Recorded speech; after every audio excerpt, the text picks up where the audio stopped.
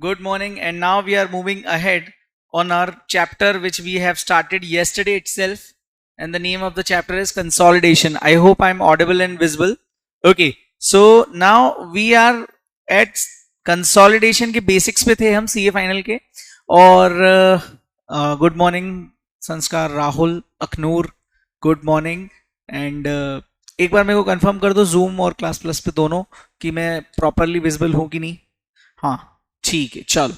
सो हमने कल कहाँ पे रुके थे, एक दो क्वेश्चंस किए थे ये समझने के लिए कि सर कंसोलिडेशन के टाइम पे क्या होता है. कि सर कंसोलिडेशन में हमने जब सबसे पहले स्टार्ट किया तो मैंने कल आपको क्या पढ़ाया था सर, 5 इंडियाज हैं, separate financial statement, associate, subsidiary. Then अगर मैं बात करूं यहाँ पे सब्सिडरी के बाद तो फिर आपका जो एक और है that is joint arrangement. Joint arrangement के अलावा कौन सा डिस्क्लोजर के लिए मैंने आपको बताया पेरेंट सब्सिडरी अगर है तो इंडियाज 110 लग जाएगा. इन्वेस्टर और एसोसिएट है तो कौन सा वाला लग जाएगा, हाँ 28 लग जाएगा. और ज्वाइंट अरेंजमेंट है तो 111 लग जाएगा.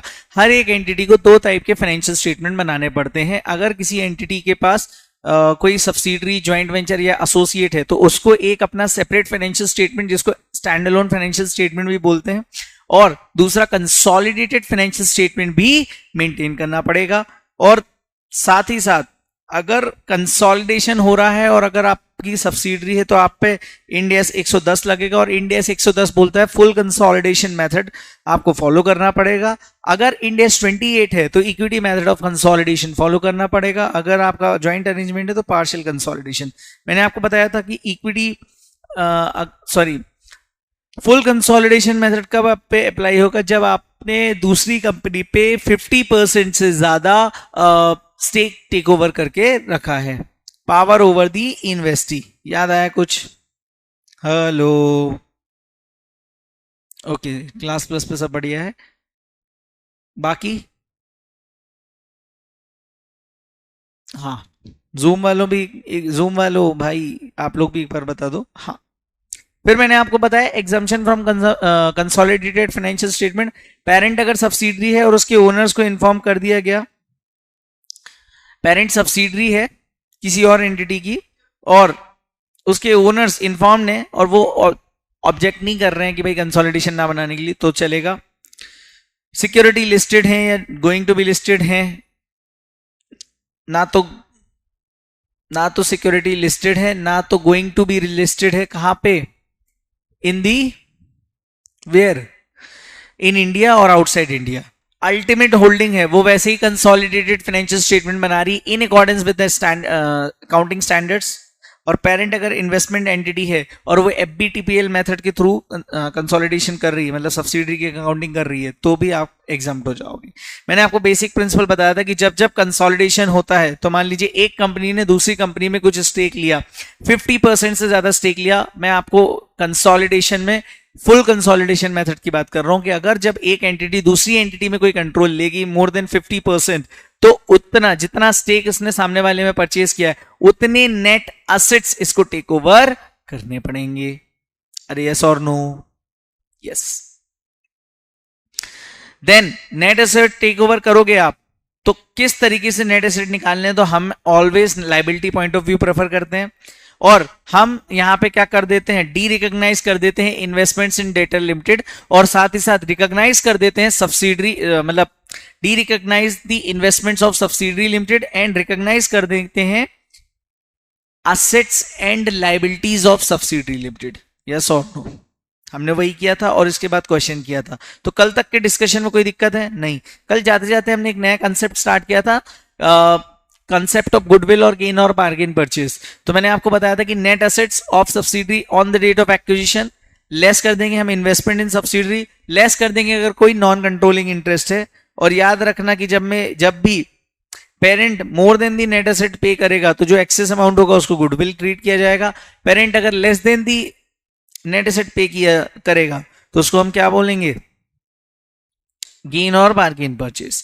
इतना याद है जो हमने पढ़ा था? इसमें कोई डाउट हो तो पूछ लो यार प्लीज. श्योर, कॉन्फिडेंट, आगे बढ़े? बिल्कुल, चलो आगे बढ़ते हैं अपन. इसमें कोई दिक्कत नहीं है, यहां तक में कोई समस्या नहीं है, ऐसा मान के चल रहे हैं अपन। पक्का? चलो, तो अब अपनी शीट का क्वेश्चन नंबर 3 अगर अपन देखें, कंसोलिडेशन की जो क्वेश्चन शीट है अपनी, ये वाला क्वेश्चन नंबर 3, इसको सॉल्व करते हैं और समझते हैं गेन और बार्गेन परचेज कैसे आएगा। जूम वाले बच्चों, आप लोगों को आवाज आ रही है कि नहीं? क्लास फर्स्ट वालों ने कंफर्मेशन ऑलरेडी दे दिया है।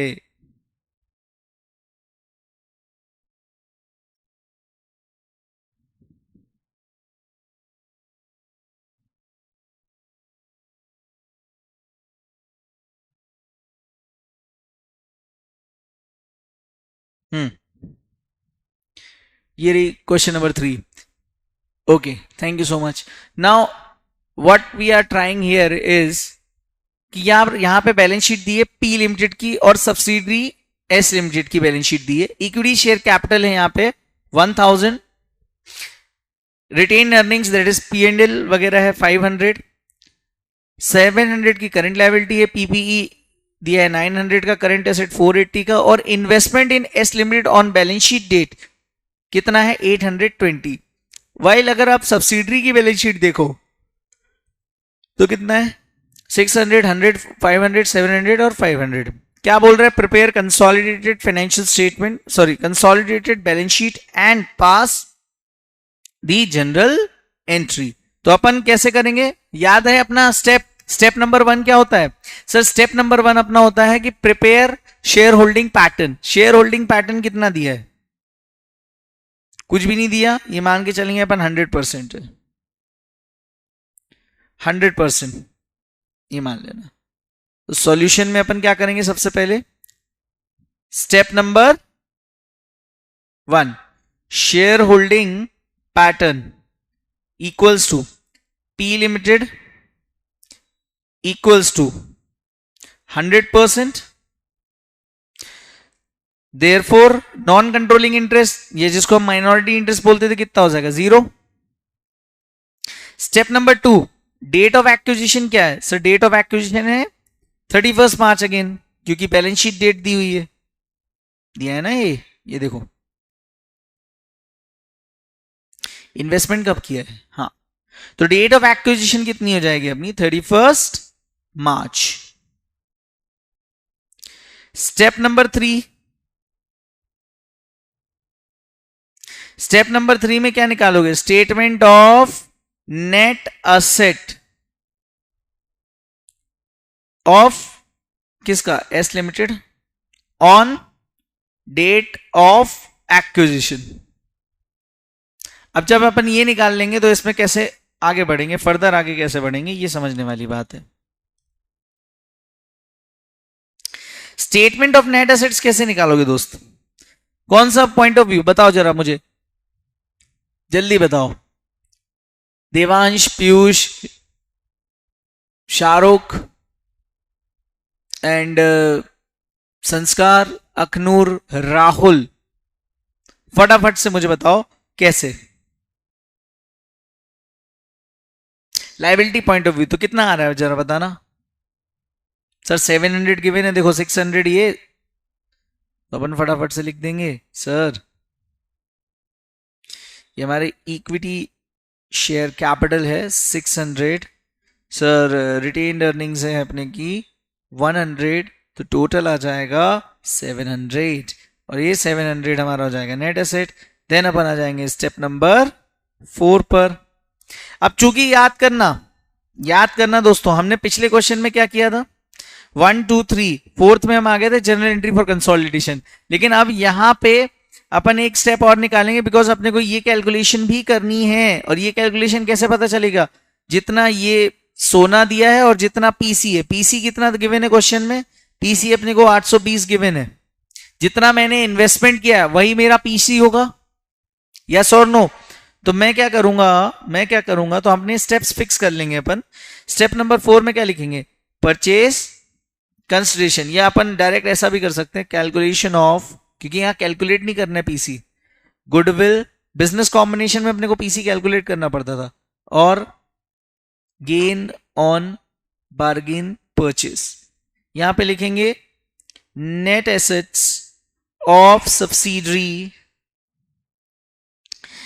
As on date of acquisition. Sir कितना आएगा? Sir as on the date of acquisition कितना आ जाएगा? Sir as on the date of acquisition हमने ऊपर स्टेप नंबर 3 में ही निकाल लिया था, 700। इसमें से लेस करेंगे पीसी। पीसी ऑलरेडी गिवन है क्वेश्चन में अपने को 820। इसके अलावा और कुछ है क्या? नॉन कंट्रोलिंग इंटरेस्ट है नहीं। तो सर नेट एसेट से जब भी हम एक्सेस अमाउंट पे करेंगे तो क्या आ जाएगा? गुडविल आ जाएगी। तो सर 120 की क्या आ गई हमारी? गुडविल आ गई। पिछले क्वेश्चन में ऐसा क्यों नहीं था? पिछले क्वेश्चन में बेटा एक चीज ये थी कि जितना इन्वेस्टमेंट किया था उतना ही आपका, जितना 80,000 के इन्वेस्टमेंट और 80,000 ही आपके नेट एसेट्स हो रहे थे, तो 0 आता। आप करके देख लो।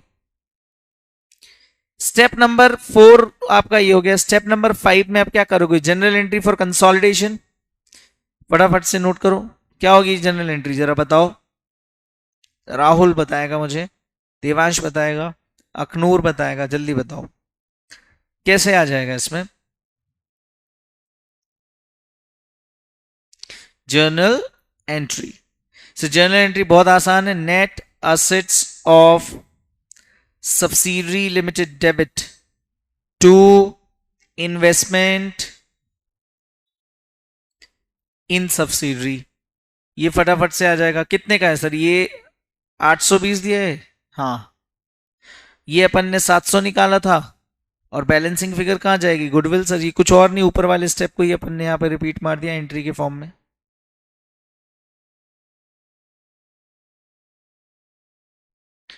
जब जब हम कंसोलिडेशन करते हैं, जब हम कंसोलिडेशन करते हैं तो हमें याद रखना है कि जब हम सब्सिडरी के केस में बात कर रहे हैं तो हमें सारे के सारे इन्वेस्टमेंट्स जो हमारे इंडिविजुअल फाइनेंशियल स्टेटमेंट में आ रहे हैं उनको डी रिकॉग्नाइज करना है। और डी रिकॉग्नाइज करते से ही जो नेट एसेट्स हैं सब्सिडरी की उनको रिकॉग्नाइज करना है। तो मैंने क्या किया? इन्वेस्टमेंट इन सब्सिडरी को डी रिकॉग्नाइज कर दिया और नेट एसेट्स को रिकॉग्नाइज कर लिया। जो बैलेंसिंग फिगर आई, गुडविल हो जाएगी डेबिट साइड में और कैपिटल रिजर्व आ जाएगा क्रेडिट साइड में। अब जरा अपन बना लेते हैं फटाफट से इसकी बैलेंस शीट। तो स्टेप नंबर 6 अपना हो जाएगा balance sheet, that is CBS, consolidated balance sheet. सबसे पहले आएंगे अपने non current assets. Non current assets parent और सब्सिडरी दोनों के आ जाएंगे। सर गुडविल आ जाएगी। गुडविल अपन ने कहां कैलकुलेट करी थी? स्टेप नंबर 4 में कैलकुलेट करी थी भाई साहब, है ना। इसके बाद अगर मैं बात करूं करेंट एसेट्स, ये भी पूरा पेरेंट और सब्सिडरी का पूरा आ जाएगा। देन इसका आ जाएगा टोटल। देन आ जाएगा भैया अपनी इक्विटी शेयर कैपिटल। देन अपनी आ जाएगी अदर इक्विटी। और लास्ट में आ जाएगा अपना करेंट लायबिलिटी। करेंट लायबिलिटी भी पेरेंट और सब्सिडरी की। तो देखो जो जो पेरेंट और सब्सिडरी के हैं वो तो सीधे सीधे आ जाएंगे। 700 प्लस 900 1600 आ जाएगा। गुडविल अपन ने 120 की निकाली थी और इसमें ये कितने का है? 480 प्लस 500 तो 980 दोनों का मिला के करेंट एसेट्स हो जाएगा। तो ये 980 रुपीज हो जाएंगे करेंट एसेट्स। देन अपन इक्विटी शेयर कैपिटल की बात करें तो 1000 से पेरेंट की देंगे, अदर इक्विटी 500 की है और ये कितने आ जाएगा? 1200। जरा टोटल करके बताना मैच हो गया कि नहीं। ये बेसिक समझ में आ रहे हैं कि नहीं पीयूष?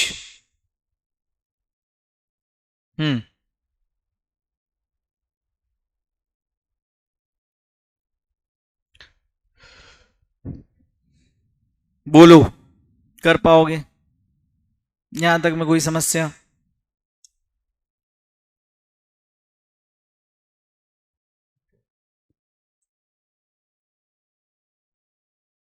बहुत बढ़िया। ये अपन बेसिक्स पढ़ते जा रहे हैं। अब अपन आ जाओ शीट में अगेन क्वेश्चन नंबर 4 में।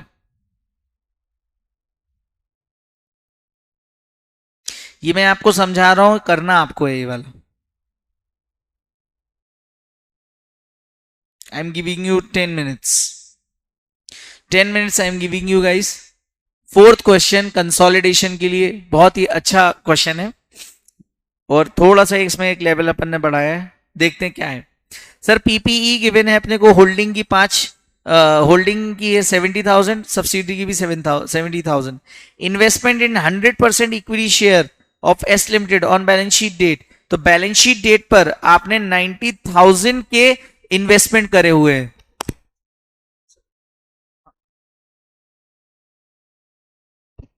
और अगर इसमें करंट एसेट की मैं बात करूं तो 40,000 दिया हुआ है आपको करंट एसेट्स, 40,000 के हैं।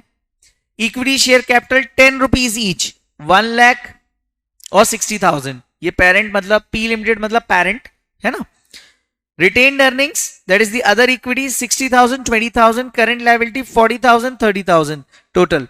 ये क्या बोल रहा है, prepare consolidated balance sheet and pass the general entries for consolidation। Again same question है, लेकिन इसको आप खुद ट्राई करो, मेरे साथ साथ ट्राई करो, मैं यहां पे आपका सामने सॉल्व कर रहा हूं और आप भी इसको सॉल्व करो। प्रैक्टिस क्वेश्चन है, आज हमें और थोड़ा सा टाइम लगेगा कंसोलिडेशन के बेसिक्स को खत्म करने में, फिर अगले 4 दिन के अंदर अपन पूरा कंसोलिडेशन इसमें खत्म कर देंगे, ठीक है।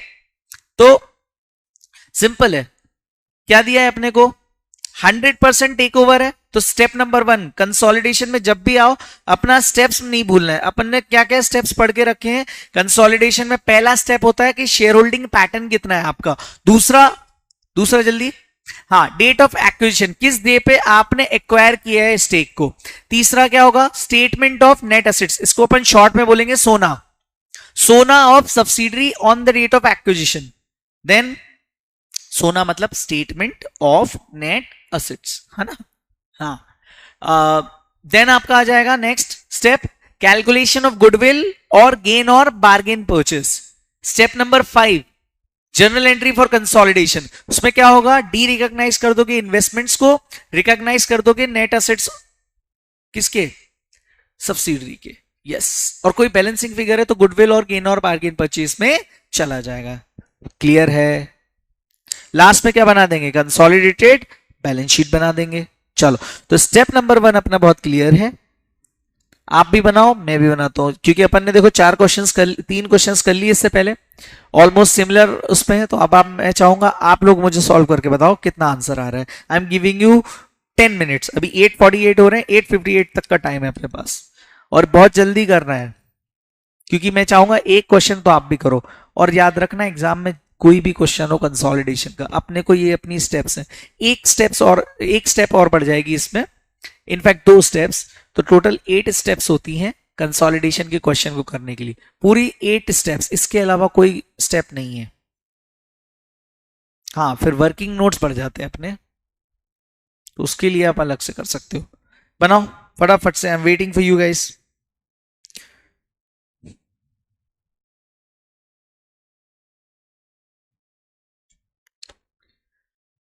बनाओ बनाओ बनाओ, आई एम वेटिंग। ना ना ना ना ना ना।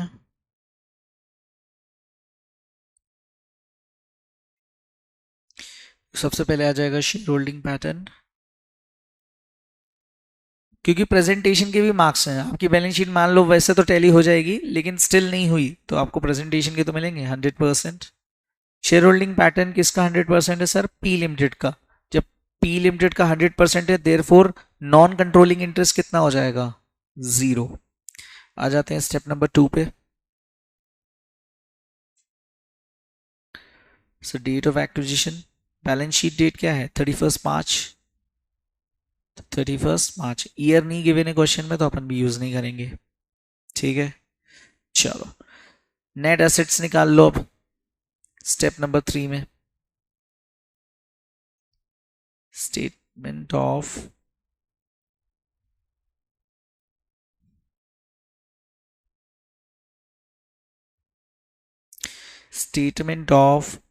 net assets of subsidiary as on date of acquisition।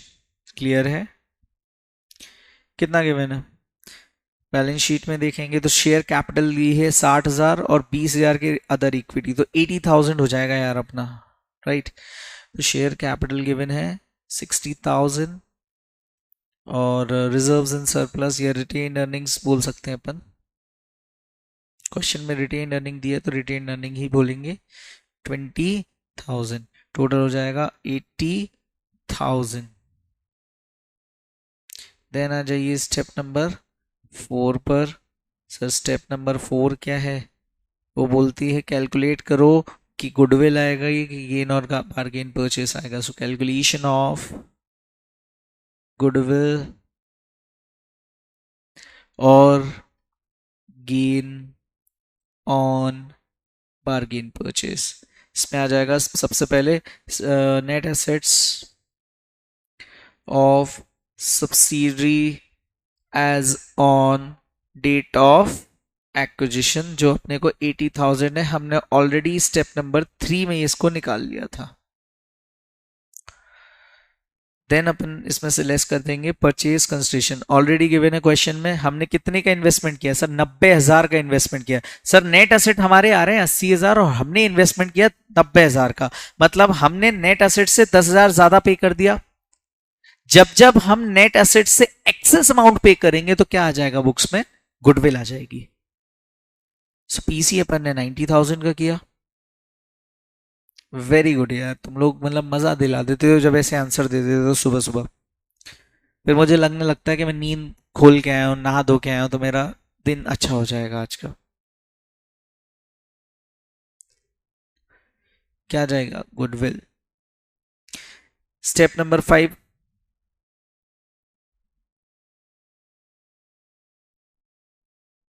Step number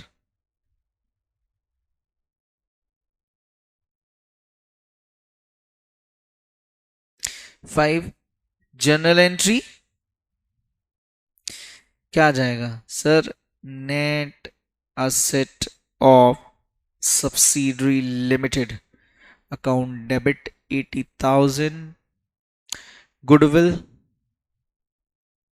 क्योंकि हमने पिछले स्टेप में निकाल ही ली, डेबिट 10,000 टू इन्वेस्टमेंट। अब आप समझ के देखो कि जब जब कब कब सर जब जब हमारी स्टैंड अलोन या सेपरेट फाइनेंशियल स्टेटमेंट बनेगा तो वहां पे तो इन्वेस्टमेंट ही दिखेगा, लेकिन 31 मार्च को जब हम कंसोलिडेट करेंगे तो उस दिन पे क्या हो जाएगा? उस दिन पे हमें इस इन्वेस्टमेंट को जो हमारी बुक्स में दिख रहा है उसको हटाना पड़ेगा। Last step is step number 6, that is consolidated balance sheet बनानी है अपने को। और कंसोलिडेटेड बैलेंस शीट बनाना है, सबसे पहले अपन लिखेंगे असेट्स, है ना? तो हेडिंग डाल लो असेट्स, असेट्स और यहां पे रुपीस। असेट्स में सबसे पहले क्या आएगा? नॉन करेंट असेट्स, उसमें पीपीई गिवन है अपने को, ये पेरेंट प्लस सब्सिडरी की आ जाएगी। उसके बाद क्वेश्चन में अपन ने निकाला है गुडविल, ये अपन ने निकाला था स्टेप नंबर 3 पर, 3 या 4 पर, सॉरी 4 पर आया। हाँ, देन यार आ जाएगा अपना करंट एसेट्स।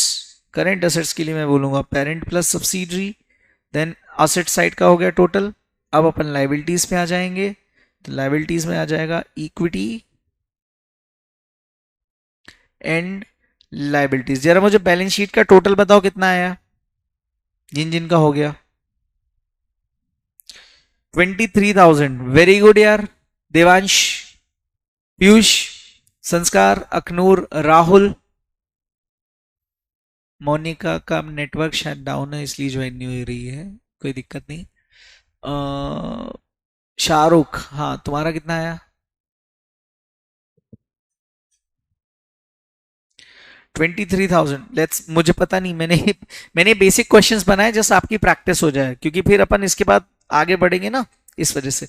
तो इक्विटी एंड लायबिलिटीज में सबसे पहले आ जाएगा equity share capital, then other equities, और then current liability. Current liability parent plus subsidiary के लिए क्या आ जाओगे? जरा मुझे पीपीई का फिगर बताओ। 1,40,000 और 80,000 हो जाएगा करंट। ओके, पीपीई हो जाएगी 1,40,000, करंट एसेट्स हो जाएंगे 80,000 के, और 10,000 की गुडविल है दोस्तों। तो ये तो हो गया आपका एसेट साइड। और मुझे क्लियरली दिख रहा है कहां पे? ये दिख रहा है 2,20,000 का पूरा का पूरा उसमें एसेट।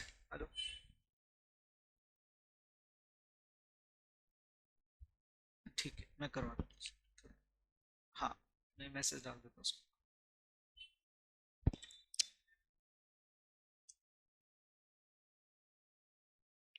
नाउ इसमें क्या हो जाएगा, 2,30,000। हाँ बिल्कुल सही आंसर आ रहा है यार, 1 लाख। अच्छा, इक्विटी शेयर कैपिटल कितने की है?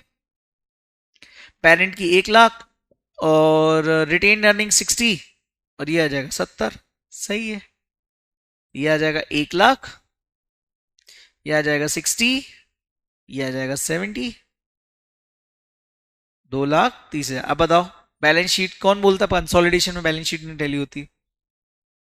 अप्रोच अपनी मत गलत रखो, ठीक है। नाउ अब अपन इंड एस 110 जो अपन पढ़ रहे हैं, कंसोलिडेशन विद सब्सिडरी, इसमें ना अब अपने को एक डेफिनेशन पढ़नी है जो बहुत इंपॉर्टेंट चीज है, और जिसके बारे में हमने ऑलरेडी पिछले चैप्टर में पढ़ लिया था बिजनेस कॉम्बिनेशन में। That is about non controlling interest. मैंने आपको नॉन कंट्रोलिंग इंटरेस्ट पिछले ही चैप्टर में पढ़ाया था। तो जो नॉन कंट्रोलिंग इंटरेस्ट है उसके बारे में मैंने आपको क्या बताया था कि they are the owners without any control. याद आया? वैल्यूएशन कैसे कर सकते हैं सर इनका? सर हम वैल्यूएशन करते हैं इनका दो मेथड से, एक तो फेयर वैल्यू या फिर proportionate share in net assets के बेसिस पे। याद आया? ये कहां पे गिवन है सर? ये एक्चुअल में पार्ट है, कंसोलिडेशन का नहीं है, ये है बिजनेस कॉम्बिनेशन का पार्ट। तो चलो अपन कंसेप्ट नोट्स पे चलते हैं, हैंड रिटन नोट्स पे। ठीक है, इसमें से अपन उठा लेंगे वो, ये रहा concept of non-controlling interest. So it means those shareholders or members who does not have any control over the entity. Entity पे कोई कंट्रोल ही नहीं है। मान लो मेरी कंपनी है HD लिमिटेड, मैंने एक डॉक्टर लिमिटेड का टेक ओवर कर लिया। ठीक है, डॉक्टर लिमिटेड का 75% स्टेक मैंने टेक ओवर कर लिया, तो रिमेनिंग जो 25% है उसको आप इंटर में बोलते थे माइनॉरिटी इंटरेस्ट, और अभी आप बोलोगे उसको नॉन कंट्रोलिंग इंटरेस्ट, जब हम इंड एस की बात कर रहे हैं। इसका वैल्यूएशन कैसे होगा? पिछले चैप्टर में हमने पढ़ा है दोस्तों, हाँ, PSNA और फेयर वैल्यू।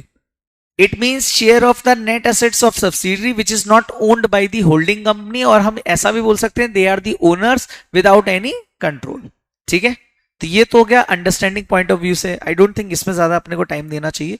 मैं आपको ये एग्जांपल समझाता हूं क्या हो रहा है यहां पे।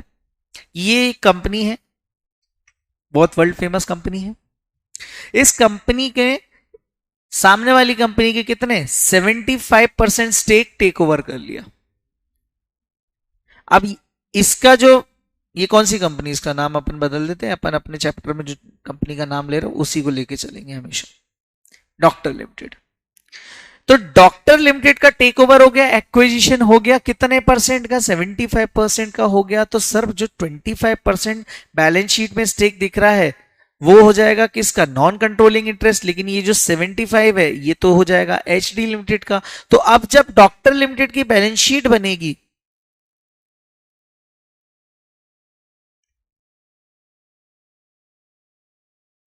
डॉक्टर लिमिटेड की जब बैलेंस शीट बनेगी तो इसमें जो इक्विटी शेयर्स होंगे, इसमें जो non controlling non current assets होंगे, इसमें जो करंट एसेट्स होंगे, जो करंट लायबिलिटी होगी, इन सब पे जितना भी नेट एसेट आ रहा होगा उसमें सिर्फ और सिर्फ 75% पे मेरा अधिकार होगा, दैट इज मेरी कंपनी का अधिकार होगा।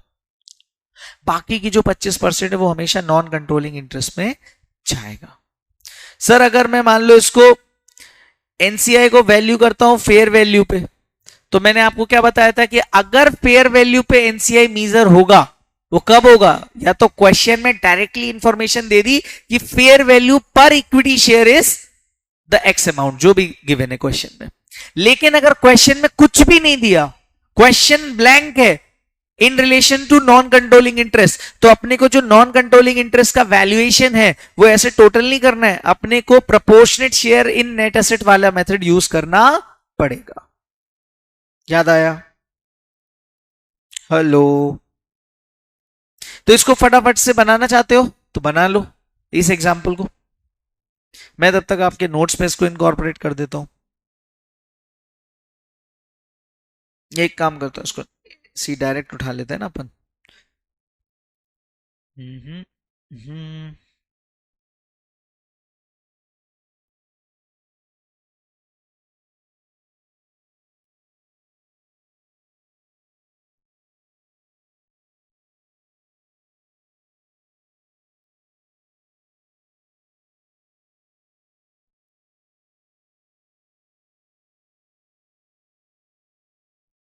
अपना कौन सा हैशटैग चल रहा था ये? Hashtag number 7। कंसोलिडेशन में पहला अपना था नंबर ए कि basic principles of consolidation. Then अपन ने इसमें पढ़ा डी रिकॉग्निशन और पेरेंट की बुक्स में एंट्री होगी। इसके बाद अपन ने कंसेप्ट नंबर बी पढ़ा, हाँ, कॉन्सेप्ट ऑफ गुडविल और गेन और बार्गेन परचेस। देन अपन ने नंबर सी अब पढ़ रहे हैं, नॉन कंट्रोलिंग इंटरेस्ट, प्यार से अपन इसको बोलेंगे एनसीआई। इसका एग्जाम्पल नोट कर लो।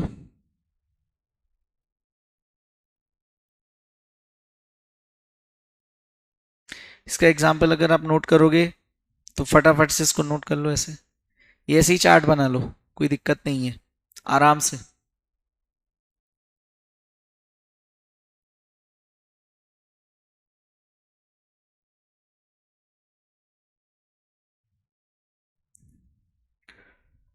अब देखो इसमें क्या था, डॉक्टर लिमिटेड में इक्विटी शेयर कैपिटल 400 की थी, बट ये क्या 400 पूरे मेरे हैं?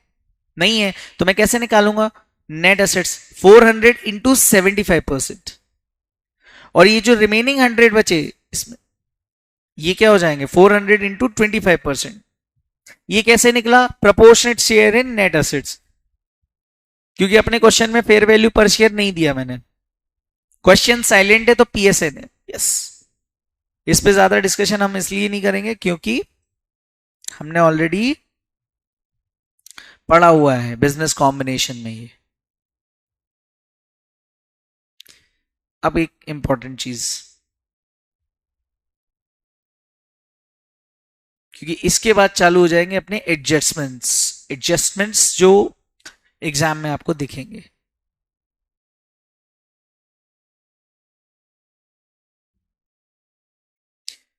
देखो ये मैंने नेट एसेट्स वाला बोला,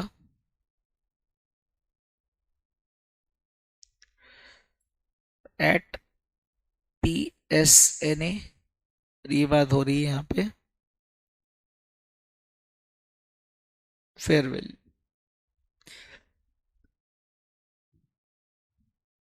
और at fair value,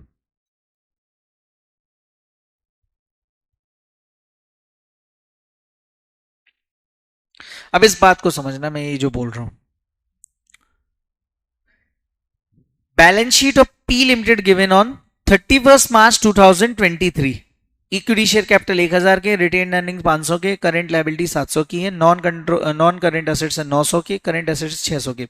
investment in 70% of equity shares on 31 मार्च, ये अगर क्वेश्चन में गिवन है तो आपका सिंपल सा इंटरप्रिटेशन क्या होना चाहिए? ये होना चाहिए कि sir it means P controls over 100% of net assets of S and ownership of 70% of S. Rest 30% control आपके पास कितना आ गया मुझे बताओ। आप किसी कंपनी के होल्डिंग हो, आपने उसमें स्टेक परचेज करके रखा है 70%, ठीक है, तो मुझे बताओ आपके पास कंट्रोल कितना है over the net assets? Sir control 100% है आपका, क्योंकि डिसीजन मेकिंग आपके हाथ में है, बट ओनरशिप आपके पास 70% है। तो ये चीज कंफ्यूज मत होना, बिकॉज एमसीक्यू में पिछली बार आरटीपी में या if I am not wrong MTP में क्वेश्चन था। क्या बोल रहा हूं वापस से समझना, कि अगर जो आपकी होल्डिंग कंपनी है, आपने उस पर 70% का स्टेक एक्वायर कर लिया, 70% का जो आपने स्टेक एक्वायर किया है, तो आप पर आपका सामने वाली कंपनी पे कितना ओनरशिप राइट आ गया? 70% आ गया, लेकिन जो नेट एसेट्स पे कंट्रोल है वो 100% है। बस वही मैं बता रहा हूं। तो और बाकी जो 30% की ओनरशिप है वो किसके पास है? और क्या नॉन कंट्रोलिंग इंटरेस्ट के पास कोई कंट्रोल है क्या? No control. यहां तक समझ में आया कि नहीं? लिख लो इसको, फटाफट से लिखो, मैं वेट कर रहा हूं जब तक। मेरे को लिख के कंफर्मेशन ऐसे थम्स अप कर दो ऑनलाइन। तो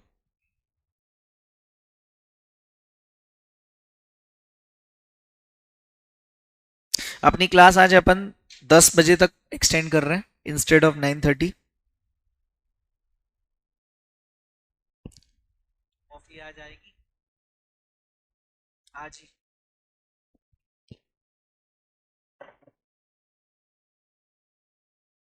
ये बना लिया, ये बना लिया तो बता दो, तो फिर मैं आगे बढ़ूं।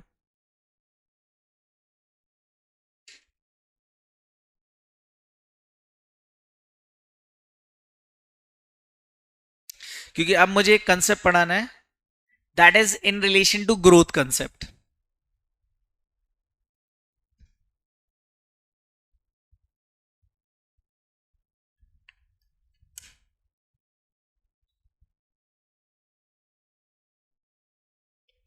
ग्रोथ के बारे में मैं समझाता हूं आपको क्या होता है। हाँ, लिख गया, चलो एक बार अपन शीट देख लें, शीट में कोई क्वेश्चन तो नहीं पेंडिंग है इससे रिलेटेड, नहीं है। चलो 4 क्वेश्चंस हो गए। देखो टोटल शीट में अपने क्वेश्चंस कितने कंसोलिडेशन में, बेटा ये 11 है, 11 के बाद और आगे आएंगे, है ना, क्योंकि मैं क्वेश्चंस रात में बनाता हूँ, फिर मैं इसको टाइपिंग पे देता हूँ 1-2 दिन पहले, फिर अपन सॉल्व करते हैं इसको। चलो तो एक कंसेप्ट है अपना, अब कंसेप्ट कितने हो गए अपने, सी हो गया। Now it comes to concept number D. D का मतलब फोर्थ कंसेप्ट। हेडिंग डालना, हम बात करेंगे यहां पे ग्रोथ की। Sir what do you mean by this growth, तो मैं आपको एक बार समझा देता हूं, पहले इसको समझने की कोशिश करना। ये टाइमलाइन में एक बना रहा हूं सर, ये आपने इंटर में भी पढ़ा होगा और आप न्यू सिलेबस में होंगे पिछले वाले, याद रखना। मान लो ये है 1 अप्रैल, कहां पे खड़े हैं अपन, 1 अप्रैल पे। 1 अप्रैल पे अपन खड़े हैं और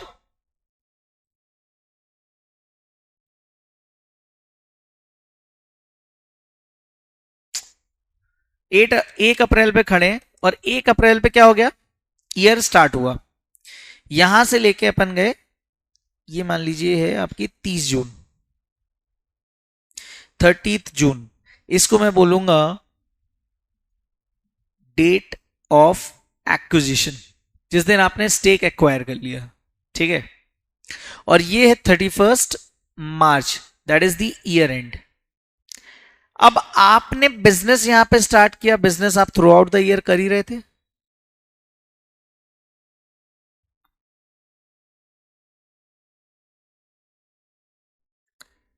यस और नो, कर रहे थे, बिल्कुल कर रहे थे सर, कोई दिक्कत नहीं है। यहां बिजनेस चल रहा था आपका, यहां भी बिजनेस चल रहा था, बस फर्क पता क्या हो गया, यहां पे एक्विजिशन हो गया। 30 जून को आपको आपके कंपनी के स्टेक पर किसी ने, दूसरी कंपनी ने एक्वायर कर लिया आपके स्टेक को। इस दिन ओपनिंग बैलेंस मान लीजिए आपका था, ओपनिंग बैलेंस सर किस चीज का, पीओरएल का, पीओरएल का ₹70 था जो आपको गिवन है।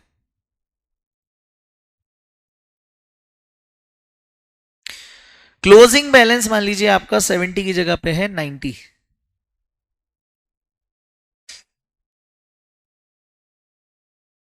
थैंक यू भैया। क्लोजिंग बैलेंस कितना गिवन है,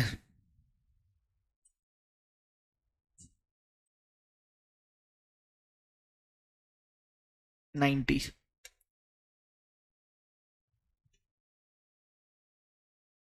अभी ध्यान से समझते चलना है इसमें क्या है, ऑफ पीओरएल 90, और बीच में क्या हो गया, एक्विजिशन हो गया। अब मुझे एक बात बताओ, ये जो बिफोर एक्विजिशन पीरियड है इसको क्या बोलेंगे अपन, पहले तो मुझे एक बात बताओ, ये जो 30 जून तक का पीरियड है, 1 अप्रैल से 30 जून तक का पीरियड है, इसको क्या बोलेंगे जल्दी बताओ। इसको बोलेंगे बेटा pre acquisition period, simple, pre acquisition period. और ये कौन सा हो जाएगा, इधर वाला, 30 जून से इधर वाला कितना हो जाएगा, पोस्ट एक्विजिशन पीरियड।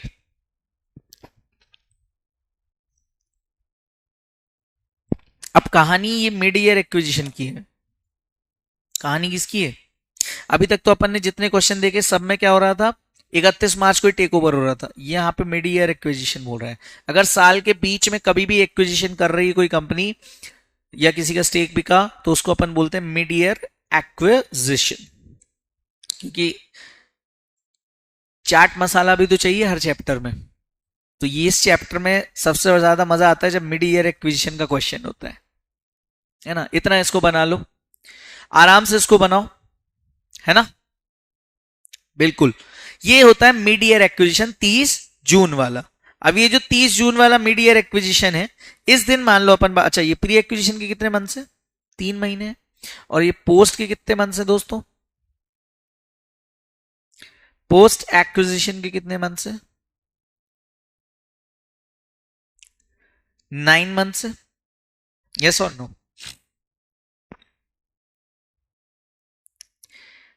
अब एक बात समझना, मेरी कंपनी है, मैंने ये, अच्छा ये जो P&L दिया है मान लो सब्सिडरी का है, मेरी कंपनी पेरेंट है, मैंने क्या किया 30 जून को इनके शेयर्स खरीद लिए। 30 जून को जब मैंने इनके शेयर्स खरीद लिए तो सिर्फ शेयर्स नहीं खरीदे, मैंने इनकी कंपनी में कंट्रोल स्टैब्लिश कर लिया, कंट्रोल के साथ साथ मेरी ओनरशिप भी आ गई। तो इसका मतलब 30 जून तक के जितने भी प्रॉफिट्स हैं, मैंने इस कंपनी के जितने भी प्रॉफिट्स हैं before acquisition, that is the pre acquisition profits, इन सबको मैंने परचेज कर लिया ना। यस और नो? हाँ सर, आई बात समझ में? अब मान लेते हैं ये इस पीरियड में जो इन्होंने अर्न किया,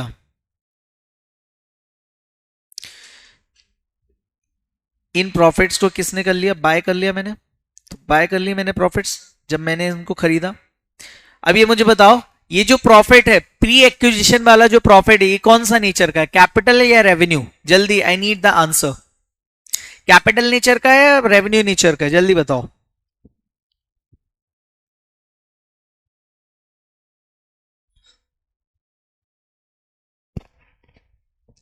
वेरी गुड सर, ये कैपिटल प्रॉफिट्स हैं। कैपिटल क्यों? क्योंकि ये रेगुलर ट्रांजैक्शन है। क्या रेगुलर आप एक्वायर करते रहते हो क्या? कोई भी चीज कैपिटल नेचर की कब होती है? ये आपने फाउंडेशन से पढ़ा है। हाँ, और अब चलो एक इंफॉर्मेशन मैं आपको और देता हूं इस क्वेश्चन में, इस क्वेश्चन से रिलेटेड। अच्छा इतना बना लिया कि नहीं, पहले ये बताओ। आइए जल्दी से बना लो इसको, ये बाद में काम आएगा। अरे सोनी जी भी आ गए आज,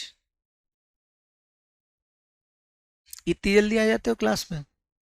क्या करते हो यहाँ पे?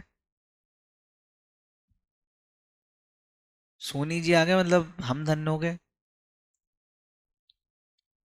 जल्दी बनाओ दोस्तों।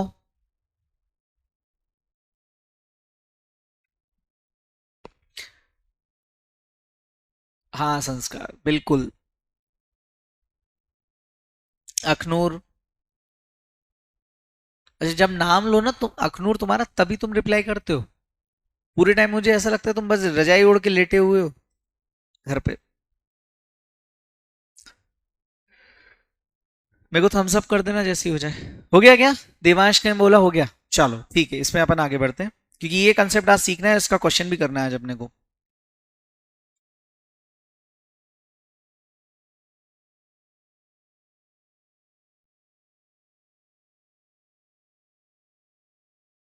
नाउ इसमें क्या हो रहा है समझना।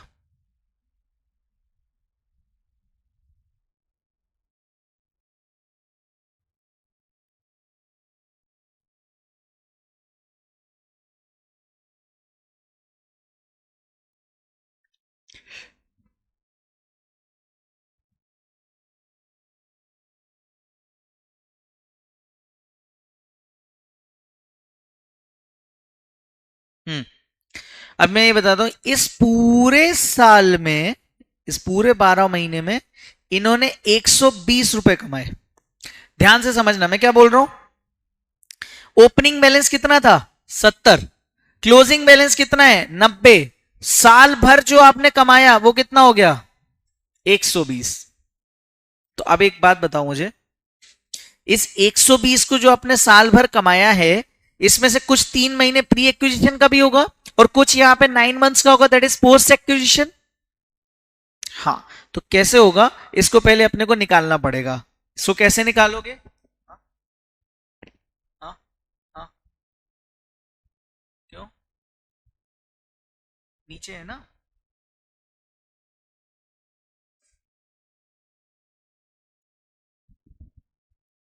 नीचे वो उसको डिजिटल वाला लेगा ना, हर्ष से बात कर। हाँ, हाँ। नाउ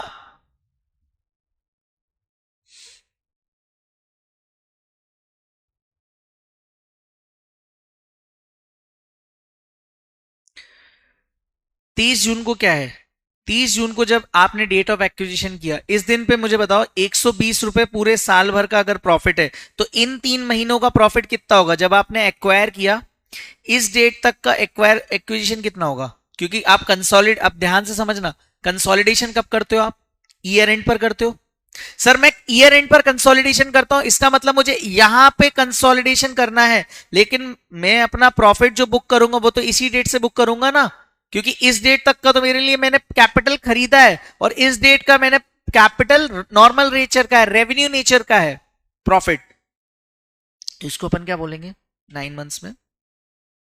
ये जो प्रॉफिट हुआ है इसको बोलूंगा मैं अर्न प्रॉफिट्स, कमाया है।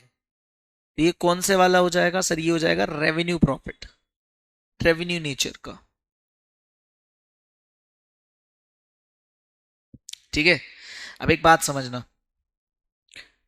30 जून को अब आप जब जिस दिन एक्विजिशन हुआ उस दिन पे कहानी क्या होगी? उस दिन का पी एंड एल अपन समझते हैं, तो क्या होगा समझते हैं? सर उस दिन 70 रुपए का तो ओपनिंग आ रहा होगा।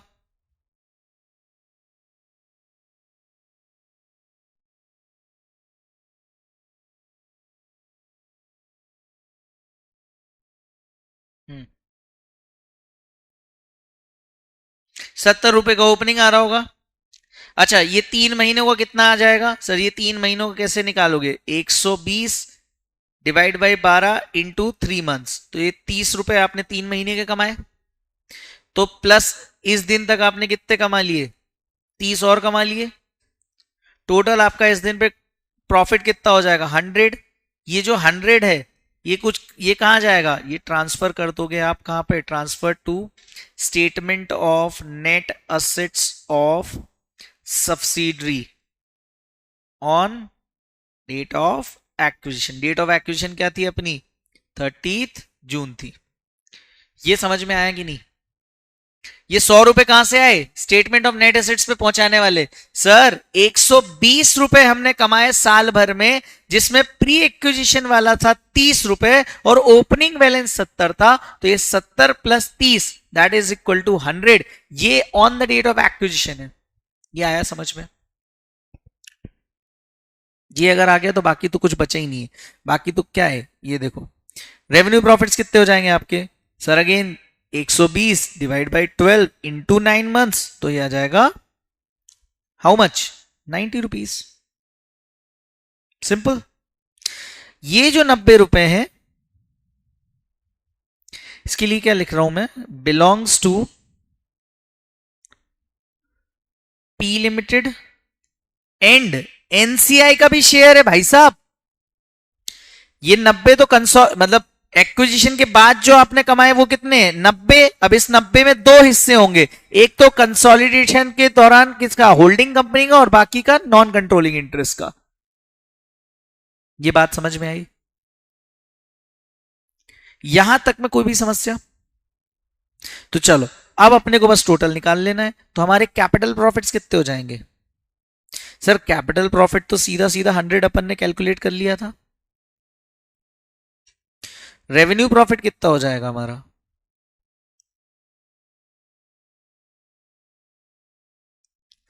₹90। टोटल प्रॉफिट कितना हो जाएगा? 190। याद रहेगा? हेलो। हाँ, बिल्कुल करेक्ट। आप देखो ना, पिछले साल का 70 था, इस साल आपने 120 कमाया तो टोटल 190 ही कमाया ना। अब 190 रुपए के प्रॉफिट में कैपिटल नेचर का प्रॉफिट कितने का है? 100 का है। और रेवेन्यू नेचर का प्रॉफिट कितने का है? 90 का है। जिसमें से 90 क्या बच गए? इस साल बच गए, मतलब क्लोजिंग बैलेंस में, रिजर्व्स में बचे हुए हैं। बट टोटल आपने कितना अर्न कर लिया इस डेट तक? तो सर ये 120 प्लस 70 190, तो ये टोटल प्रॉफिट तो आपका 190 ही होगा ना। बस याद रखना, जिस दिन तक एक्विजिशन हुआ है उस दिन तक के सारे प्रॉफिट्स क्या हो जाएंगे? नेट असेट्स में जाएंगे और क्या हो जाएंगे? कैपिटल प्रॉफिट कहलाएंगे। तो जो भी कैपिटल प्रॉफिट होगा वो कहां पे जाएगा? स्टेटमेंट ऑफ नेट एसेट्स में जाएगा। और जो रेवेन्यू प्रॉफिट्स होंगे वो होल्डिंग और सब्सिडरी में, होल्डिंग और नॉन कंट्रोलिंग इंटरेस्ट में बच जाएंगे। अब इसी से मिलता जुलता एक तड़कता भड़कता एक एग्जाम्पल मैं करा देता हूं, जो एग्जाम में बिल्कुल नहीं आने वाला बट अपनी अंडरस्टैंडिंग के लिए बहुत जरूरी है। तो एग्जाम्पल नंबर अपन में आ जाते हैं 5th। बहुत ही बढ़िया, ये देखो कंसेप्ट शीट का अपना क्वेश्चन नंबर 5।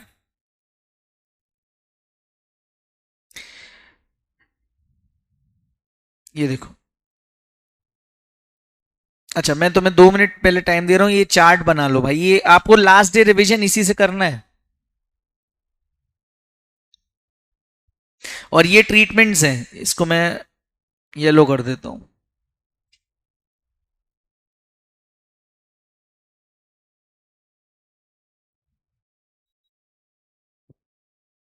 जो मैंने ये येलो करे ये क्या हो जाएंगे? ये आपके, हाँ ओके। संस्कार का भी हो गया, राहुल का हो गया, ओके ओके, देवांश आपका भी हो गया। चलो नाउ क्वेश्चन नंबर 5 पढ़ो इसको फटाफट से। क्या दिया है? Sir balance sheet of P limited on 31 March 2023, balance sheet of S limited on 31 March 2023, equity share capital 1000, retain earning 500, 700 की current liability, non controlling interest 900 का। हाँ अब देखो, investment in 70% of subsidiary limited on 1 April 2022, first day of the year में ही आपने acquire कर लिया। बहुत बढ़िया।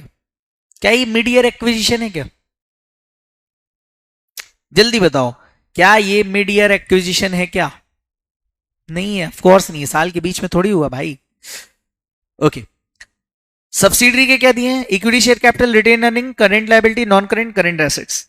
Retained earnings of subsidiary limited on 1 April 2022 was ₹50, मतलब ओपनिंग बैलेंस आपको दिया हुआ है पीओरएल का। Prepare consolidated balance sheet. तो जब भी अपने को क्वेश्चन है, अपन ने परंपरा क्या सीखी है? अपने को स्टेप वाइज चलना है, 6 से 7 स्टेप्स बैलेंस शीट टैली होके रहेगी। हाँ बस कैलकुलेशन एरर ध्यान रखना जो कैलकुलेटर पे आप करो। तो देखो स्टेप नंबर 1, अभी आप लिखो मत, इसको आप होमवर्क में करना, सिर्फ समझ लो अभी, इसको होमवर्क में करना। सबसे पहले share holding pattern, step number 1, ऐसे ही एग्जाम में लिखना है share holding pattern, step number 1। समझ जाओगे, नाटक के स्टूडेंट हो, तुम्हारा चेकर ही समझ जाएगा कि नाटा अकेडमी के हो। शेयर होल्डिंग पैटर्न आपको दिखाना है, P limited equal to 70%, therefore non controlling interest 30%। खत्म step number 1। Step number 2, date of acquisition, किस दिन कंट्रोल आया? अपने एग्जाम्पल में क्या है? 1 अप्रैल 2022, ठीक है। Date of acquisition 1 April 2022। तो अब ये डेट ऑफ एक्विजिशन के साथ साथ अपन पीरियड भी निकाल लेते हैं। पीरियड कैसे निकलेगा? पीरियड में अपने को 2 बाइफरकेशन करने हैं, प्री एक्विजिशन और पोस्ट एक्विजिशन। हमेशा अब जब भी आपका मिड ईयर एक्विजिशन का क्वेश्चन है, मिड ईयर एक्विजिशन का क्वेश्चन है, इसलिए मैंने ये नया एग्जांपल लिया है। मिड ईयर एक्विजिशन के क्वेश्चन में आपको बाइफरकेशन देनी है। कैसे दोगे? तो आप बहुत सिंपल एक चार्ट ऐसे बना लो। कैसे? सर ये लिखो ईयर स्टार्टिंग, फिर लिखो डेट ऑफ एक्विजिशन, फिर लिखो ईयर एंड। तो आपका 1 अप्रैल 2022 ईयर स्टार्टिंग है। सर डेट ऑफ एक्विजिशन भी सेम है और ईयर एंड कब हो रहा है? 31 मार्च 2023 पे। ये आ जाएगा प्री, ये आ जाएगा पोस्ट। सर प्री में कितना है 0, पोस्ट में कितना है 12 मंथ्स। ठीक है, ये इस तरह से ही बनाना है और इसको इतना दूर नहीं लिखना है, मैंने थोड़ा दूर लिख दिया, इसको ऐसे पास में कर दो। आपको एग्जाम में ऐसे ही बनाना है, प्री और पोस्ट की कैलकुलेशन आपको ऐसे ही दिखानी है। ये समझ में आया? नेक्स्ट, अब चूंकि हमने कौन सा स्टेप पढ़ा है ग्रोथ का, और यहां पे हम क्या कर रहे हैं प्रॉफिट्स को एनालिसिस कर रहे हैं प्रॉफिट्स का, क्योंकि साल भर में 190 रुपए कमाया, लेकिन इसमें कितना कैपिटल प्रॉफिट है और कितना रेवेन्यू प्रॉफिट है ये हमें इनका एनालिसिस करने से आएगा। तो अब हमारा जो note number 3 statement of net assets होता था वो ना रह के नोट नंबर 3 हो जाएगा analysis of profits of subsidiary. तो स्टेप नंबर 3 नया हो जाएगा हमारे लिए, इसको मैं पिंक से लिखूंगा, analysis of profits of S limited. S limited मतलब सब्सिडरी के होंगे। तो यहां पे बढ़िया प्यारी सी एक चार्ट लाइन बनानी है अपने को। ये मान लेना 1 अप्रैल 2022,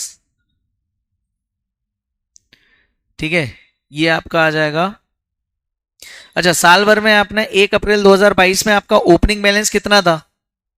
1 अप्रैल 2022 में आपका ओपनिंग बैलेंस कितना था? 50 रुपीज था। हेलो सर, मैंने मैसेज डाल दिया उसको, वो ऑफिस आते से ही कर देगा 10 मिनट तक।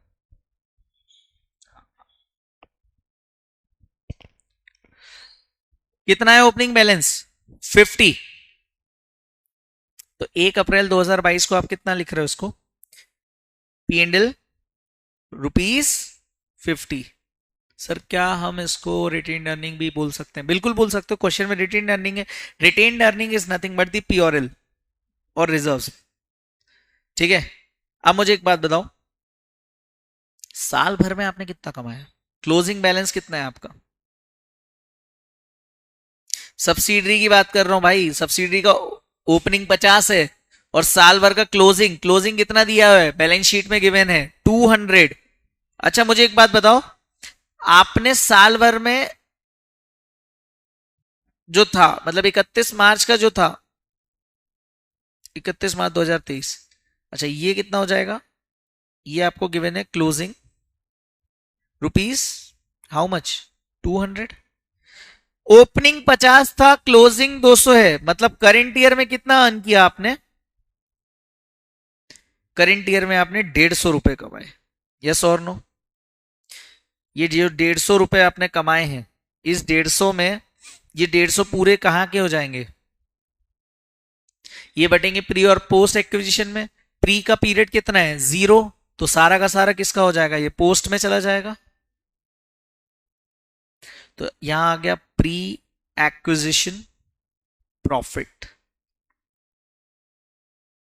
₹50। ये आ जाएगा पोस्ट एक्विजिशन प्रॉफिट ₹150। खत्म। अब मैं इस क्वेश्चन को ना एक एग्जाम पॉइंट ऑफ व्यू से ध्यान में रखते हुए कर लेता हूं। बैठ जा, कोई दिक्कत नहीं है ना। एग्जाम पॉइंट ऑफ व्यू से ध्यान में रखते हुए कर रहा हूं। तो अपन अगर मान लो यही क्वेश्चन आ जाए, वैसे तो ये टुच्चा क्वेश्चन आएगा नहीं, लेकिन मैं फिर भी बताता हूं, अगर ये एग्जाम में आ गया तो step number 1 share holding pattern, step number 2 period, step number 3 analysis of profits of subsidiary, step number 4 जो हम अब बनाएंगे हमेशा, that is treatment of adjustments, जो कि इस क्वेश्चन में कुछ भी अलग से दिया नहीं है। तो यहां लिख देना NA। NA का मतलब नो इंफॉर्मेशन अवेलेबल। आपका स्टेप नंबर 5 वही पुराना सोना, सोना of statement of net assets of S limited on 1 April 2022। यहां पे कैसे बनाओगे? डेट ऑफ एक्विजिशन, क्योंकि मिड ईयर एक्विजिशन का क्वेश्चन है, तो डेट ऑफ एक्विजिशन पे कितना है पोस्ट एक्विजिशन कितना है और ईयर एंड कितना है। सबसे पहले लिखो equity share capital, date of acquisition पे कितनी है 600। हाँ, रिटेन्ड अर्निंग्स कितनी है आपकी, ओके, रिटेन्ड अर्निंग्स है 50। पोस्ट में कुछ आया क्या, इक्विटी शेयर कैपिटल में पोस्ट में तो कुछ है ही नहीं, ईयर एंड पे भी इक्विटी शेयर कैपिटल 600 ही है, देख लो। बट रिटेन्ड अर्निंग्स 150 की आ जाएंगी पोस्ट में, और यहां पे 200 हो जाएगी, बैलेंस शीट में भी गिवन है 200, और 150 आपने यहां पे निकाल ही लिया पोस्ट एक्विजिशन प्रॉफिट्स में। इनका टोटल कर दो 650, ये कितना आया 150, और ये 800। ये जो आपने किया ना, ये आपके नेट एसेट्स हैं, जो आप पीसी और उसका डिफरेंस निकालते हो ना, ये उसका नेट एसेट्स आ जाएगा, ठीक है। ये पोस्ट वाला कहां जाएगा, जल्दी बताओ, पोस्ट वाला किधर जाएगा सर, ये किस में बढ़ जाएगा, पेरेंट और नॉन कंट्रोलिंग इंटरेस्ट पे। तो बहुत आसानी से इसमें वर्किंग नोट बन जाएगी आपकी, PS share in net, sorry, in post equals to 150, और कितना स्टेक एक्वायर किया भाई ने 70%। कितना हो जाएगा जरा कैलकुलेट करके बताना, और एनसीआई कितना हो जाएगा 150 इंटू 30%, ये सर हो जाएगा 105, और ये हो जाएगा 45। कैलकुलेशन एरर हो सकती है, मैंने कैलकुलेट खुद नहीं किया है, स्टूडेंट्स ने जो मुझे ऑनलाइन जवाब दिया उसके बेसिस पे। ये समझ में आया सर, ये किसको बांट दिया आपने, मैंने इसको बांट दिया। इसका क्या करोगे, इससे अपन निकालेंगे गुडविल और गेन और बार्गेन परचेस। ये 150 किधर से आया, ये 150 इधर से आया, एनालिसिस ऑफ प्रॉफिट से। तो अपने को जो स्टेप्स हैं अपने बहुत क्लियर रखने हैं, शेयर होल्डिंग पैटर्न वहीं से आ जाएगा, एनसीआई, एनसीआई के बाद अपन देखेंगे पीरियड कितना है, उससे प्री और पोस्ट का एक्विजिशन निकाल देंगे, देन अपना आ जाएगा analysis of profits of subsidiary, वहां पे अपन देख लेंगे कि कितना प्री का प्रॉफिट है कितना पोस्ट का प्रॉफिट है। एडजस्टमेंट अभी क्वेश्चन में कुछ भी नहीं है, आगे जाके चैप्टर में हम देखते चले जाएंगे। इसके बाद आएगा सोना of subsidiary limited, statement of net assets, उसमें डेट ऑफ एक्विजिशन जो कि हमें गुडविल और गेन और बार्गेन परचेज के लिए काम आएगा, पोस्ट पेरेंट और एनसीआई में बटेगा, और ये तो टोटल बैलेंस शीट में ही गिवन है ना भाई, liability point of view, simple, yes. Now comes the step number 6,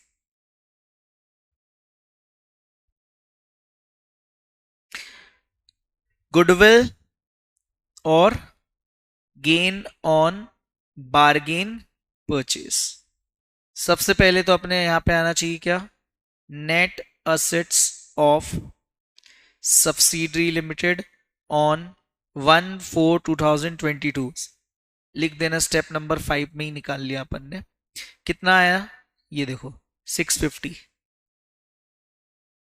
less investments,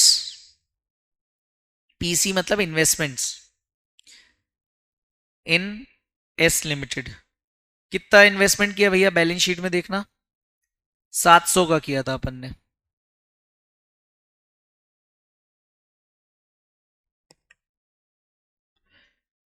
और क्या लेस करोगे जल्दी बताओ, नहीं मेरे को आता ही नहीं, तुम बताओ।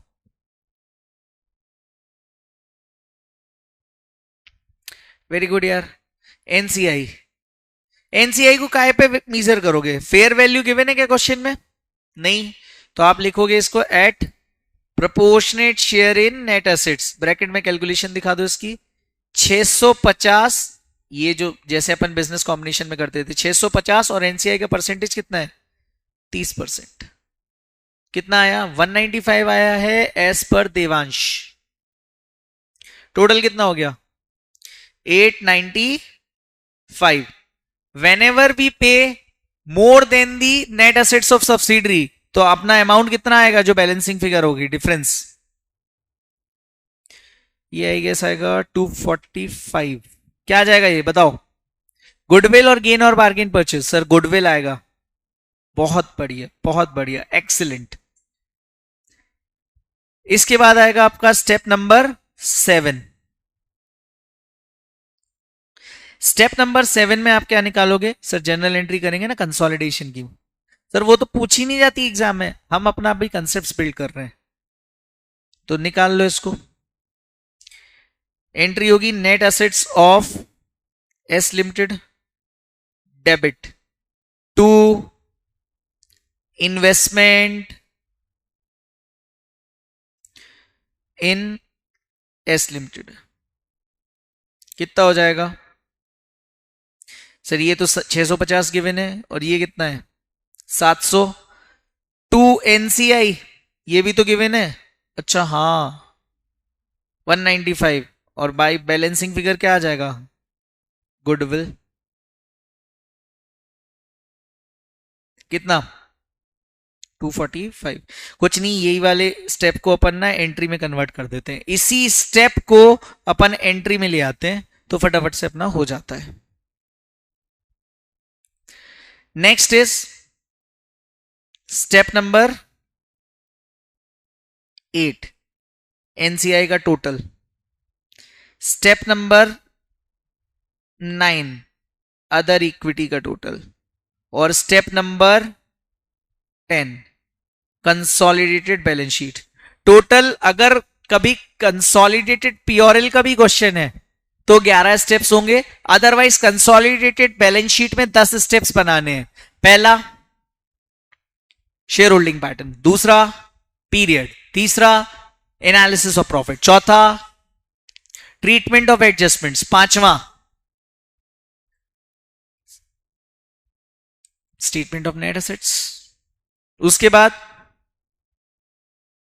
गुडविल और गेन और बार्गेन परचेस, फिर जनरल एंट्री, फिर एनसीआई का टोटल। अरे याद नहीं अपन बचपन में माइनॉरिटी इंटरेस्ट का वर्किंग बनाते थे, ये वही है। और ये अदर इक्विटी, और लास्ट में सीबीएस। फटाफट से हो जाएगा आपका। चलो तो एनसीआई में तो अपने को गिवन है एनसीआई एट पीएसएनए 195। अदर इक्विटी में पहले से ही दिया हुआ है, अदर इक्विटी पेरेंट का कितना 500। बैलेंस शीट बनाते हैं, बैलेंस शीट में सबसे पहले क्या आ जाएगा? असेट्स। असेट्स में पहले आ जाएगा नॉन करेंट असेट्स, इसमें लिखेंगे P प्लस S। फिर अपने क्वेश्चन में गुडविल भी तो आई थी, और कौन से स्टेप की वजह से आई थी ये भी देख लो जरा। Goodwill step number 6। देन अपना आ जाएगा current assets, parent plus subsidiary, और ये हो जाएगा टोटल एसेट्स। अब अपन आ जाएंगे इक्विटी एंड लायबिलिटीज। सबसे पहले आ जाएगा शेयर होल्डर फंड में क्या आ जाएगा? Equity share capital. देन आ जाएगा अदर इक्विटी। अदर इक्विटी के लिए हमेशा रहेगा स्टेप नंबर 9। देन आ जाएगा NCI, step number always 8। Then आ जाएगा current liability, parent plus subsidiary, और इसके बाद इसका टोटल आ जाएगा। यस और नो? यस।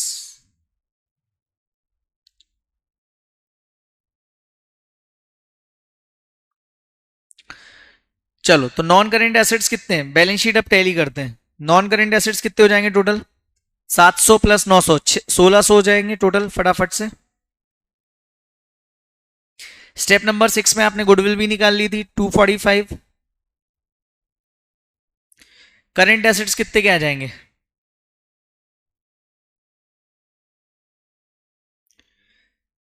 600 प्लस 600 टोटल 1200 के।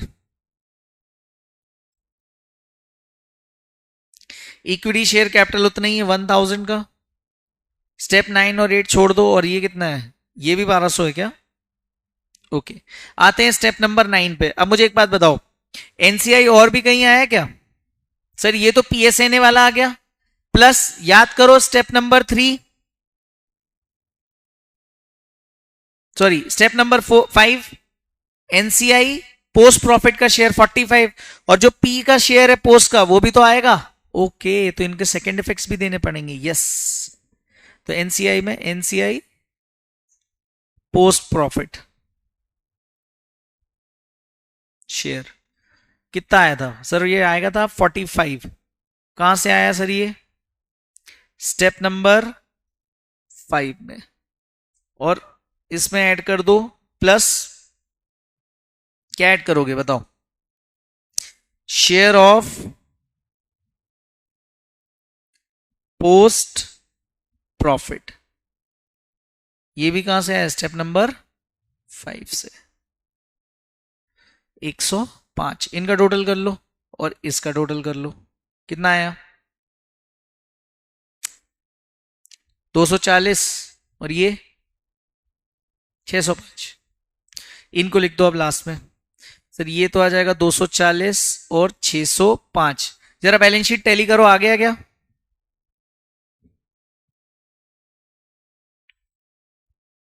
₹3045 से बैलेंस शीट आपकी टैली हो जाएगी।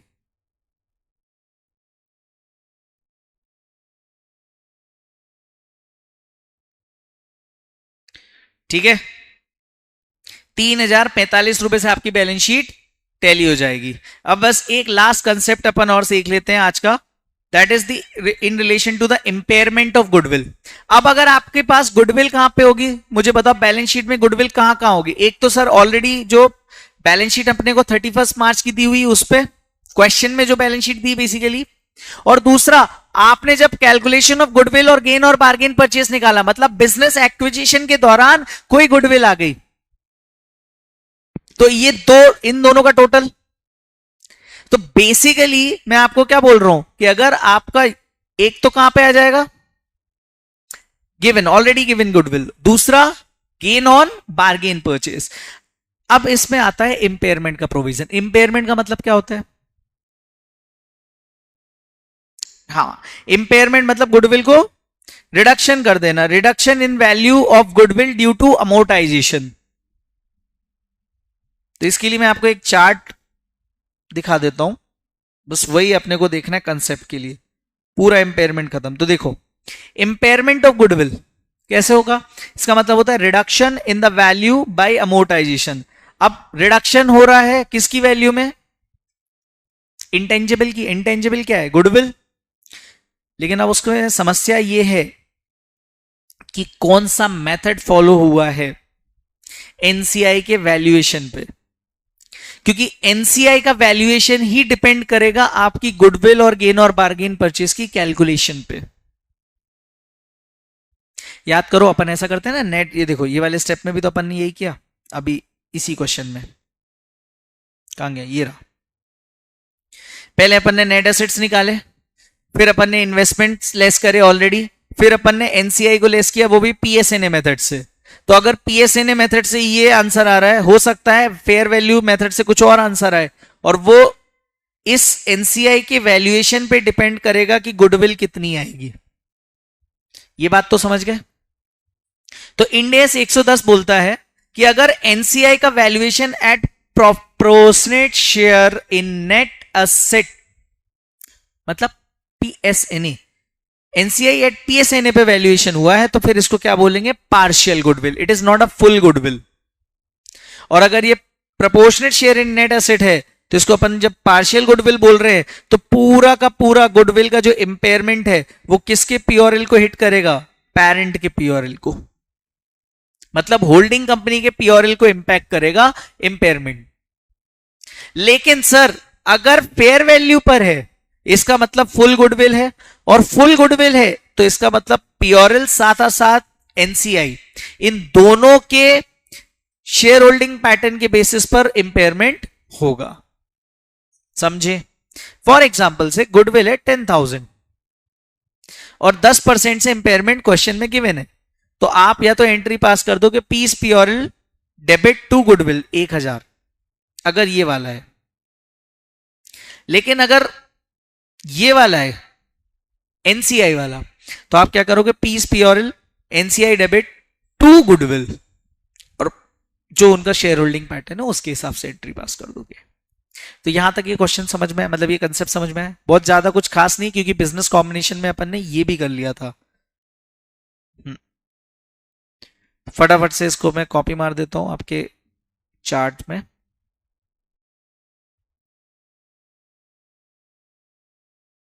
कोई डाउट्स हो तो पूछ लो।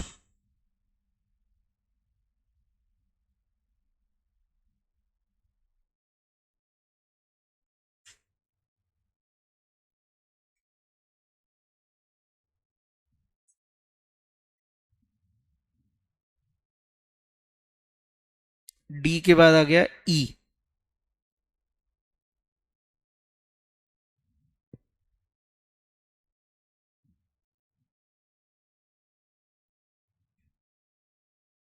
लिख लो इसको फटाफट से। हो गया।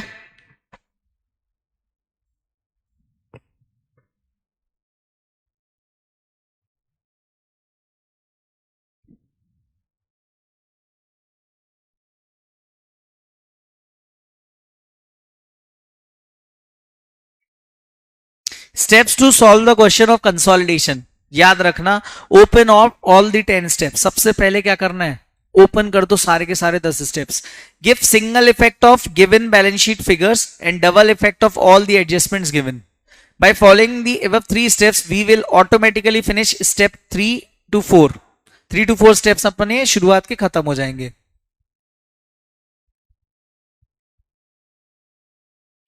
On the date of acquisition,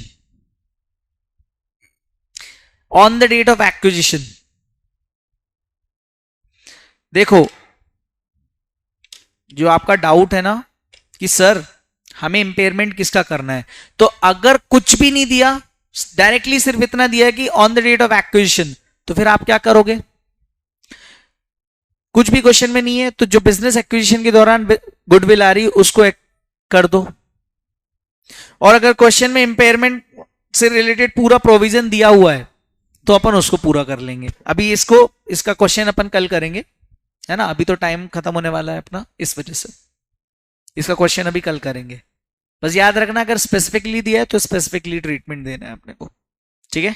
चलो, तो मैं क्या बोल रहा हूं आपको, ये स्टेप समझ में है। पहले 10 स्टेप्स कौन से हैं, share holding pattern, period, period के बाद एनालिसिस ऑफ प्रॉफिट, है ना, एनालिसिस ऑफ प्रॉफिट्स के बाद क्या करोगे, statement of net, treatment of adjustments, then statement of net assets, goodwill और गेन और बार्गेन परचेज के कैलकुलेशन, हाँ, फिर एनसीआई, अदर इक्विटी, और लास्ट में कंसोलिडेटेड बैलेंस शीट। फोकस इस इतने करने के बाद फिर सबको क्लोज करने के हिसाब से सारे एडजस्टमेंट करते चलो in proper sequence along with the double effect and references, and last में टैली कर दो बैलेंस शीट। टोटल आपको कितनी चीजें करनी, 1 2 3 4 5 6, 6 चीजें ध्यान में रखना। पूरा कंसोलिडेशन इंड एस 110 पूरा, मतलब 14 नंबर पूरे अपने। ऑल्दो नवंबर 24 में इंपॉर्टेंट नहीं है, नहीं आएगा, बिकॉज बिजनेस कॉम्बिनेशन आने के पूरे पूरे चांसेस हैं, क्योंकि 2-3 अटेम्प्ट से नहीं आया, कंसोलिडेशन आ रहा है इस वजह से। लेकिन अपन ने कंसोलिडेशन भी उतनी ही शिद्दत से करेंगे जितनी शिद्दत से अपन ने बिजनेस कॉम्बिनेशन खत्म किया, ठीक है। चलो, तो यहां तक तो ये तो हो गया अपना सारा इन रिलेशन टू दिस। हाँ, एक होमवर्क है, ट्राई करना शीट का क्वेश्चन नंबर 5 नहीं 6 वाला क्वेश्चन ट्राई करना, अच्छा क्वेश्चन है। Balance sheet of P&S on the date of 31st March 2023 is given. non-current assets 70 और सब्सिडी का 80। इन्वेस्टमेंट किया है इन्होंने equity shares of S limited में 60,000, स्टेक नहीं बताया। करंट एसेट्स अपने हैं इतने 20 और 40, इक्विटी एंड लायबिलिटीज में इक्विटी कितना है 80,000, अदर इक्विटी कितना है 40 39, करंट लायबिलिटी, तो investment in 70% of equity shares was made on 1 जुलाई। 1 जुलाई को आपने इन्वेस्टमेंट करा, और fair value of the non controlling interest है, ये इसने गलत टाइप कर दिया, एनसीआई वॉज ₹30,000, इसको करेक्ट कर लेना। Balance of retained earnings was ₹15,000 of S Limited on 1st April 2022. Impair goodwill by 10% and prepare consolidated balance sheet. इसको ट्राई करना, गलत हो सही हो जो भी हो, ट्राई करना और फिर अपन कल इसको देखते हैं. ओके चलो, तो आज के लिए इतना ही. आई होप आज का जो लेक्चर था आपके कंसोलिडेशन के सारे बेसिक्स खत्म हो गए. अब अपन एडजस्टमेंट्स पे आ जाएंगे. तो मेजरली कल एडजस्टमेंट्स में अपने का टाइम लगेगा. परसों मतलब मोस्ट प्रोबेबली सैटरडे या संडे तक अपन इंडियस 110 खत्म कर देंगे. इंडियस 111 और 28 में जो एसोसिएट और ज्वाइंट अरेंजमेंट वाला है उसमें मुझे 2 घंटे चाहिए.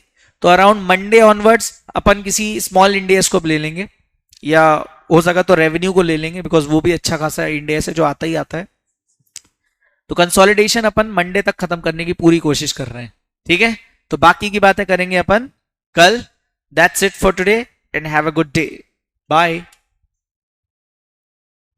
हाँ, ये क्वेश्चन होमवर्क है. हाँ, ट्राई करना. कल अपन इसको सुबह वापस ट्राई स्टार्ट करेंगे. ओके.